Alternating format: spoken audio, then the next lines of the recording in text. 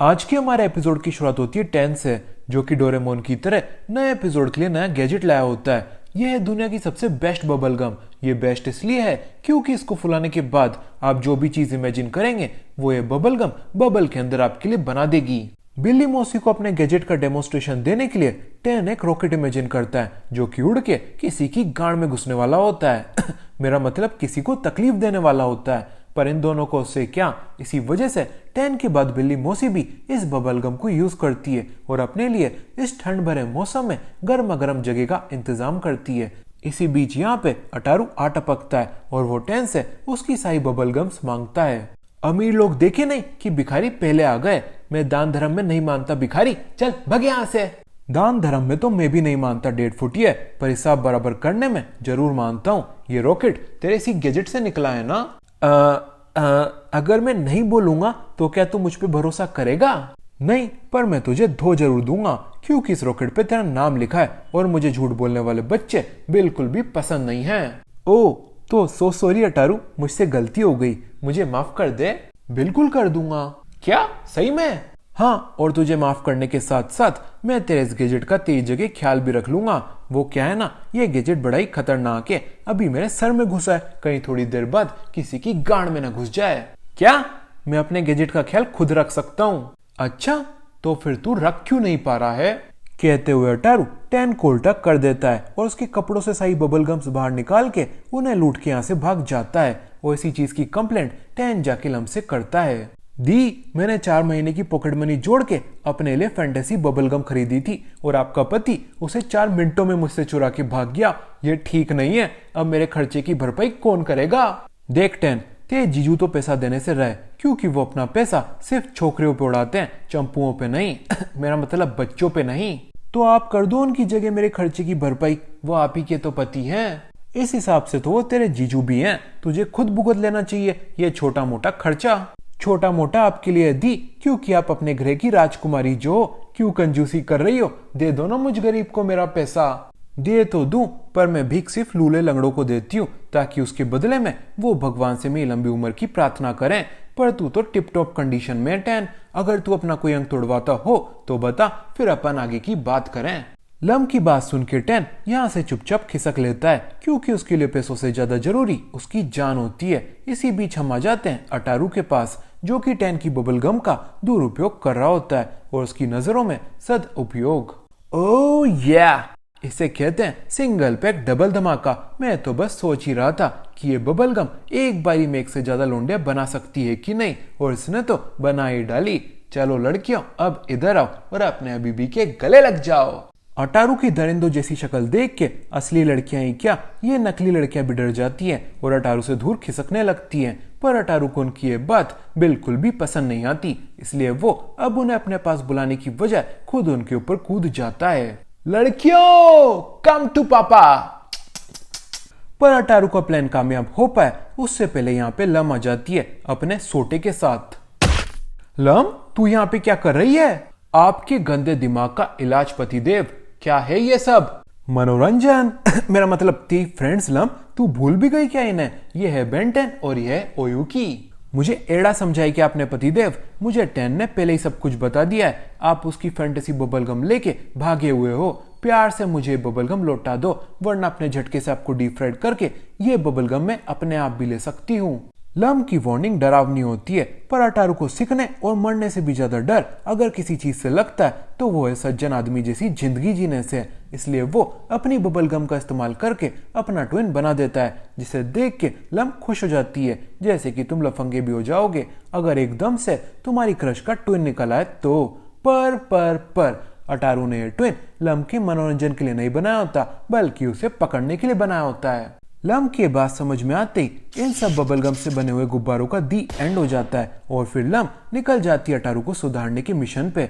Lump से बचने के लिए अटारू एक तिगड़म लगाता है और अपने डुप्लीकेट को हॉल में खड़ा करके खुद स्कूल के बाहर भागने लगता है ताकि लम उसके डुप्लीकेट को निहारती रहे और वो लम के चुंगलों से बच निकले। पर लम एक ही जाल में 2-2 बार गिरने वालों में से नहीं होती और वो अटारू के डुप्लीकेट को इग्नोर मारती हुई असली वाले को जाके एक जोरदार झटका मार देती है। पर लम के झटका देते ही अटारू बबल गम की तरफ फट जाता है। अर्थात लम जिसको डुप्लीकेट समझ रही थी वो असली अटारू था और उसने लम का फुद्दू काट दिया।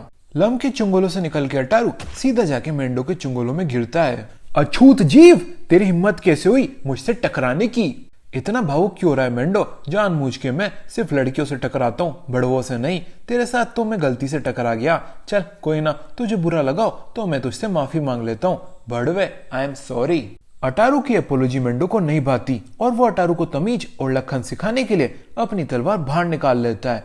नॉर्मली ये टाइम अटारू के अपने गड्डी में रिवर्स गियर डाल के यहाँ से पीछे भागने का होता है, पर आज उसके पास एक अनोखा गैजेट होता है और वो उसका इस्तेमाल करके एक लाइट सेबर बना लेता है जिसके आगे मेंढो की तलवार 2 पल भी नहीं टिक पाती। मेंढो से निपट के अटारू वापस से अपने लिए एक शांति भरी जगह ढूंढने निकल जाता है जहां पे वो इस बबल गम का ढंग से दुरुपयोग कर सके, पर बीच रास्ते में लम उसके साथ कैचअप कर लेती है। वो इतना काफी नहीं होता तो यहाँ पे टैन भी अटपकता है और अटारू से अपना बदला लेने के लिए वो अटारू को भून के रख देता है। मुझे मेरी बबल गम्स प्यार से दे दे अटारू, वरना मैं उन्हें तेरी राख बना के भी ले सकता हूँ।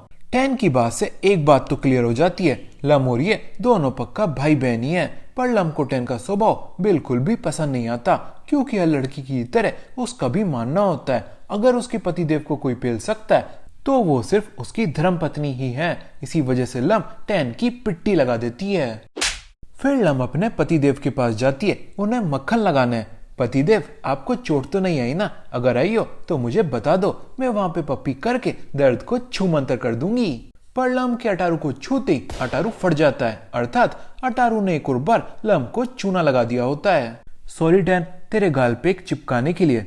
असलियत में तो पिट्टी की जरूरत मेरे पतिदेव को है। मेरी तरफ से भी सॉरी लम, तुझे माँ बहन की गालियां देने के लिए। पर तेने मुझे कोई गालियां नहीं दी।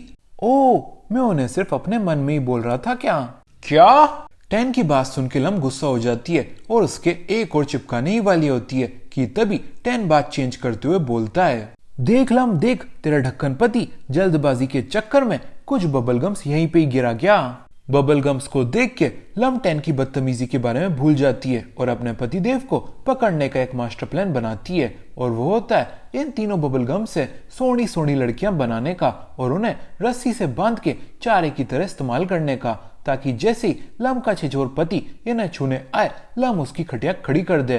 पर लम के प्लान में एक छोटी सी दिक्कत होती है और इस स्कूल में सिर्फ अटारू ही छिछोर नहीं होता बल्कि पूरा स्कूल ही छिछोर होता है और लम के जाल के पास अनगिनत लौंडे आके खड़े हो जाते हैं और इतनी भीड़ लगी हुई देख यहाँ पे लड़कियां भी आ जाती हैं जिन के लम ने पुतले बनाए होते हैं और अपनी इज्जत ऐसे लुटते हुए देख वो उसे बचाने का ट्राई करती है, पर लौंडे तो छिचोर होते हैं और वो यहाँ से कहीं भी उड़ जाने का कोई नाम नहीं लेते हैं। इसी वजह से इन तीनों को ही अपने अपने डुप्लीकेट उठा के यहाँ से भागना पड़ता है। तीनों पुतलों के मूव करते लम की तीनों रस्सियों से घंटी बजने लगती है और लम कंफ्यूज हो जाती है कि उसके पतिदेव एक साथ 3 जगह कैसे हो सकते हैं। फिर उसे पता चलता है उसका प्लान तो बैकफायर कर चुका है और उसने अपने पतिदेव की जगह 3 गुस्सेल लड़कियों को पकड़ लिया है जो कि इस कारनामे को अंजाम देने वाले व्यक्ति को ढूंढ रही हैं उसका चूरमा बनाने के लिए।